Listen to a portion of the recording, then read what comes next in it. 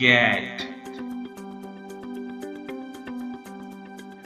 लफ्ज़ get जो केतिरियूं ई मानाऊं आहिनि पर असां उन्हनि मां कुझु मानाऊं पढ़ंदासीं ऐं पिण जुमलनि में इस्तेमाल कंदासीं। लफ्ज़ get रोज़मर्रा जी ज़िंदगी में 90 खां 95% इस्तेमाल थींदो आहे। लफ्ज़ get जी कहिड़ी माना आहे? हासिल करणु,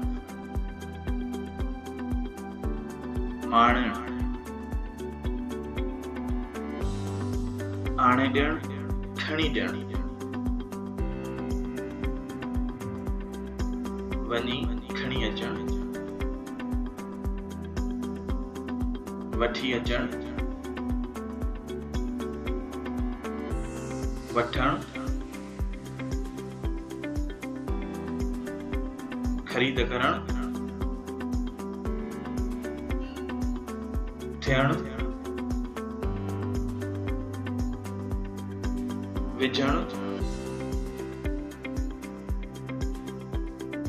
पहचणु, पकड़णु,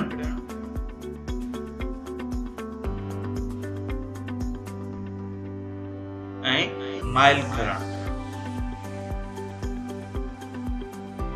हाणे अचो त गेट लफ़्ज़ खे मुख़्तलिफ़ जुमलनि में इस्तेमाल करियूं ऐं उनखे सम्झूं। गेट हासिल करणु। इन जुमलो आहे I got a prize in school. मूं स्कूल में इनाम हासिल कयो। हासिल करणु या माणणु इन जो मतिलबु साॻियो ई हूंदो आहे। माणणु यानी हासिल करणु ही बि साॻी आहे। I got a prize in school. मूंखे स्कूल में इनाम मिलियो या वरी मूं स्कूल में इनाम माणियो।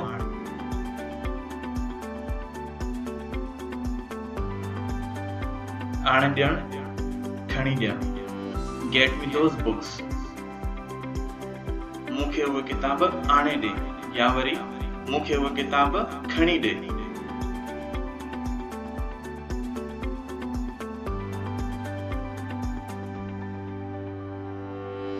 वञी खणी अचणु। The boy got the toys. छोकिरो रांदीका वञी खणी आयो।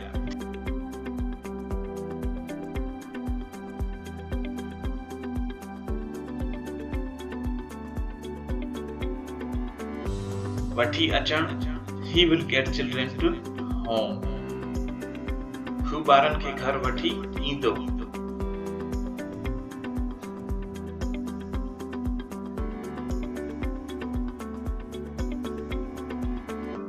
वठणु।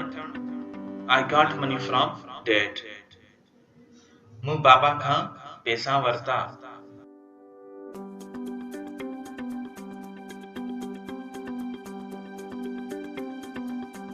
I got permission from dad. मूं बाबा खां इजाज़त वरिती।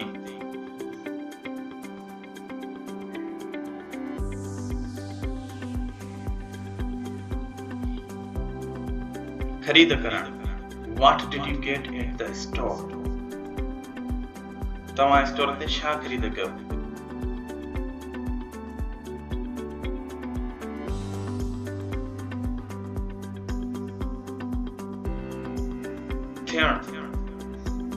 You are getting serious. तव्हां संजीदा थी रहिया आहियो। हिनखे असां मुख़्तलिफ़ तरीक़े सां इस्तेमालु करे सघंदा जीअं अमीर थियणु, ग़रीब थियणु, ताक़तवर थियणु, कमज़ोर थियणु।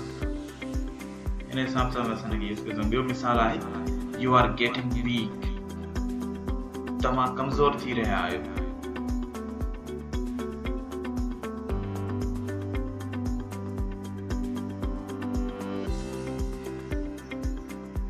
विझणु यानी धिकणु कंहिं शइ में। You got me into trouble.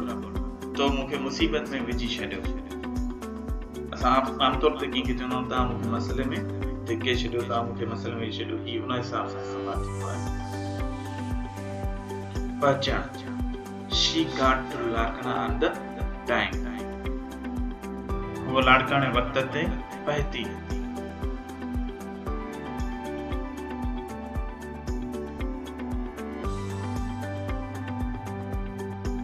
पकड़णु। The police got two thieves. Police ॿ चोर पकड़ा। ही पकड़ण जेको आहे कंहिंखे पीछो करे पुठियां लॻण पोइ हुनखे पकड़बो आहे। इहो नॉवल असां इस्तेमालु कंदा आहियूं, पीछो करे पकड़ण।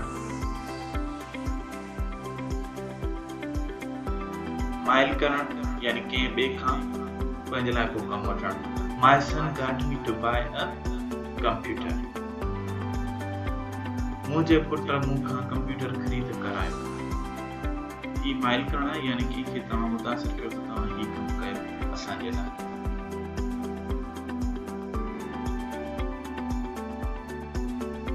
He got me to write a letter.